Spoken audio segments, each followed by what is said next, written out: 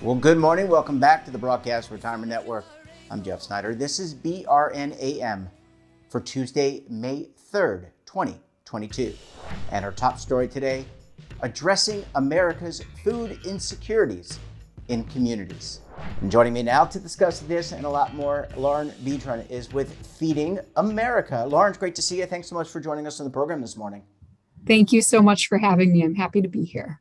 This is really, I think, one of the most pressing issues, and I'm glad you're here to talk about this because the pandemic had a major impact on people from a health perspective, a wellness perspective, a mental health care perspective, and also a financial perspective. But let me start off by asking, who is Feeding America? Thank you. So Feeding America is the nation's largest domestic hunger relief organization.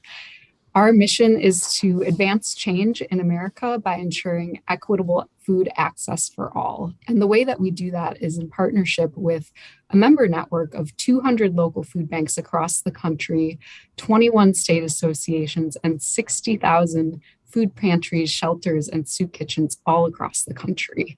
We are in every community day in, day out, working to provide billions of pounds of food each year to people who need it the most.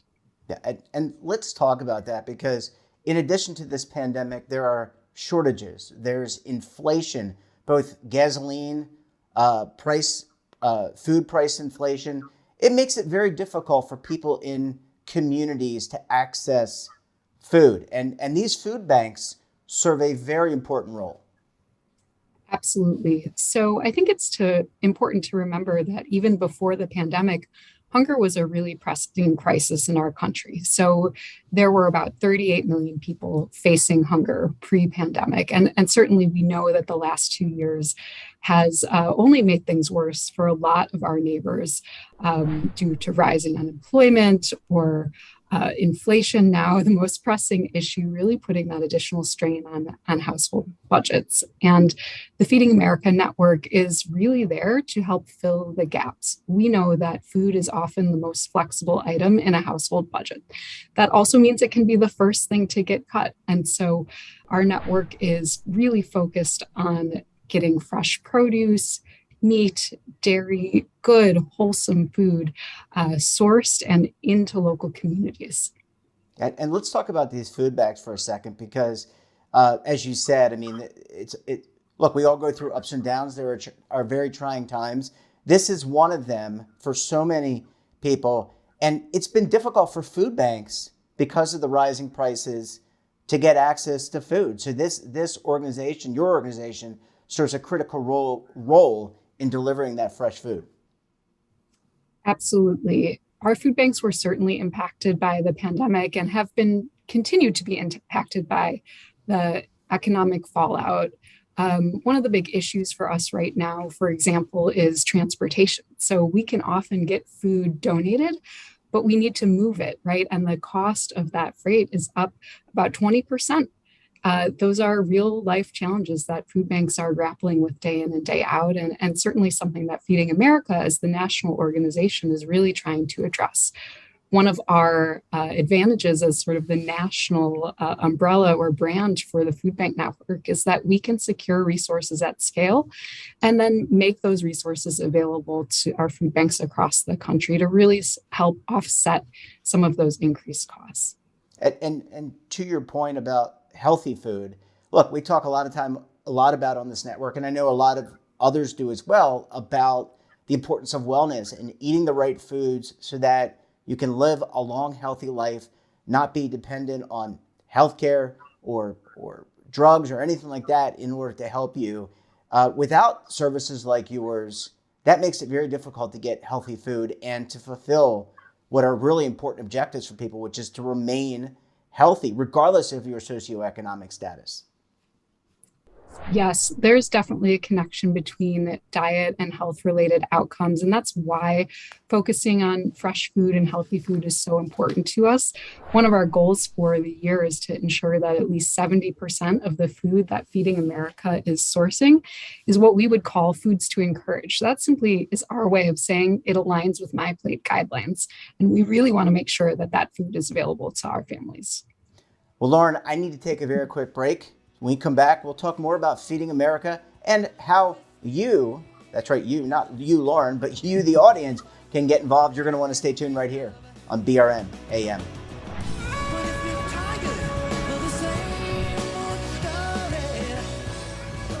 Imagine a new television network that will make you richer, healthier, and in control of your financial future.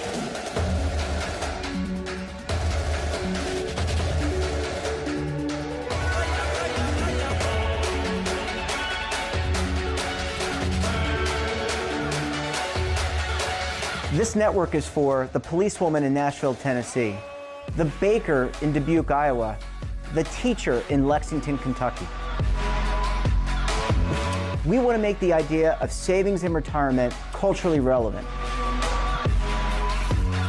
But what do you see as a defining issue of the midterms, especially for the smaller businesses? I mean, they are the lifeblood of the American economy.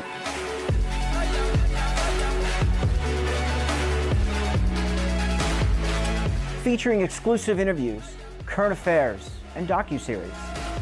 33 years old, you retired early. The philosophy is money only matters if it helps you live a life that you love. But you got to start thinking about retirement as soon as you get in. The Broadcast Retirement Network will drive very high engagement with premium partnerships. So this isn't retirement and savings for your parents or grandparents. This is for all Americans. And we're going to change the way you think about money.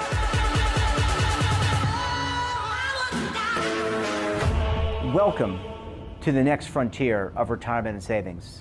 This is BRN, the Broadcast Retirement Network.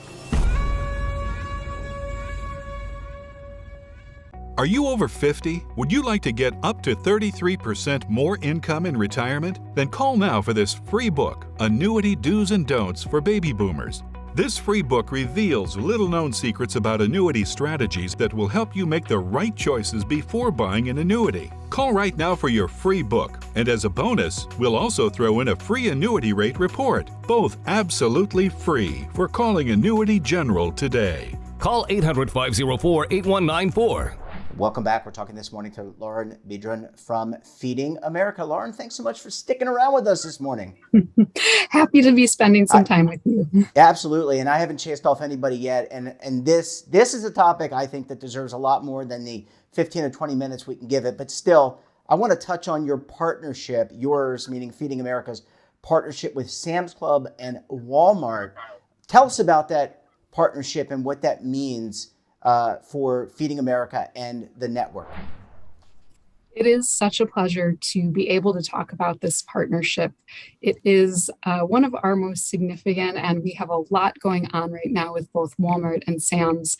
And I'm really excited to tell you today that we reached an important milestone with Walmart and Sam's Club this month. 7 billion pounds of food donated to fight hunger. And that's really the origin of our partnership and the goal that we share together, making sure that more nutritious, safe, and wholesome food is getting to our neighbors in need.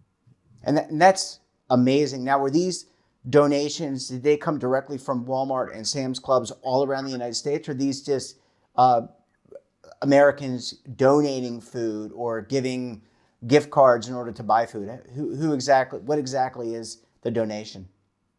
Yes, so the donation is actually multifaceted. Every day, Walmart and Sam's Club stores are donating food to our member network. And so they're actually paired with a Feeding America member food bank, or maybe one of those local pantries that I mentioned, again, to rescue whole food that is safe, but otherwise maybe wouldn't be sold that evening. In addition to that, there's a program in market right now through May 15th called Fight Hunger, Spark Change that really offers that engagement point with the public. And so if folks are out shopping either in a Walmart store or in a Sam's Club, they can buy an item that's specially marked Fight Hunger, Spark Change, and that purchase will actually trigger a donation from the supplier back to the local Feeding America member food bank. That's great, and I think people need to hear that and somehow participate. But what if I want to contribute in a different way? What if I want to make a donation to Feeding America, make a donation to Walmart? What if I want to go to and help out a charitable food bank? Part of the curriculum when I was in high school is we had to do charitable community service, and we could pick from a multitude of not-for-profits, and one of which was a food bank. How can people get involved for what is obviously a very important role and responsibility in our communities? Yep. So let me tackle one more piece about the Walmart and the Sam's Club campaign. Certainly, Sure. If buying a participating item isn't for you, you can donate at the register, an amount of your choosing. And again, all of that money is staying locally, going right back to the food bank that serves your community. Folks can also donate online at feedingamerica.org/Walmart or feedingamerica.org/Sam's Club. To pivot a little bit, though, to the second part of your question, I want to say that volunteering is a huge part of our work and really a resource that Feeding America members rely on.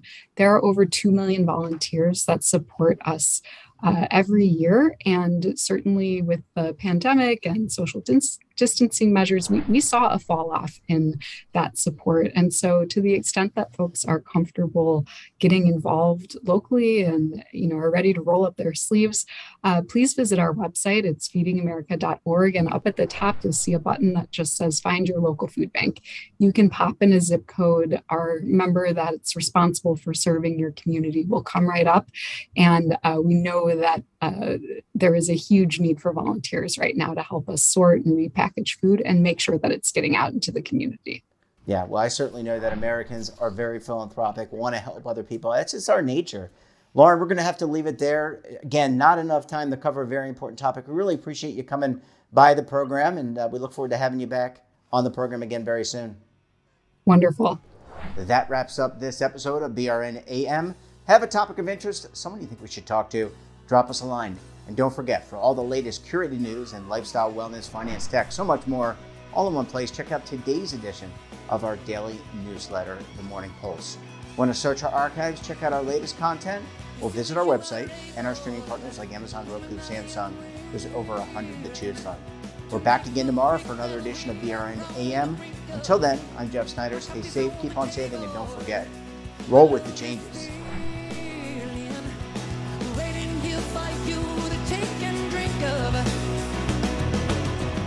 But if you're tired of the same old...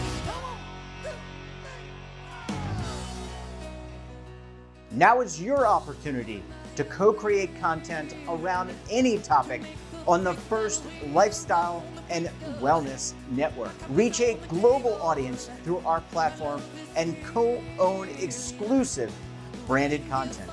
All of our programs are available on demand and also as audio-only podcasts, so you can take us on the go. Broadcast Retirement Network, available anytime, anywhere, and on any device. Are you being audited and do you owe the IRS $10,000 or more in back taxes? Is the IRS threatening to take more of your money? Don't fight the IRS alone. The Tax Doctor is here to help you negotiate your tax bill and reduce your stress. The IRS can freeze your assets and seize your bank accounts, but you can stop these IRS actions. The Tax Doctor will work with you using our years of experience to represent your case to help you get the best resolution under the IRS guidelines. Help is here to deal with the IRS to reduce your stress. We've handled thousands of cases, so we know what we're doing. If you owe $10,000 or more in back taxes, do not call the IRS alone. Call a Tax Doctor now for a tax emergency analysis. Call 800-224-6439.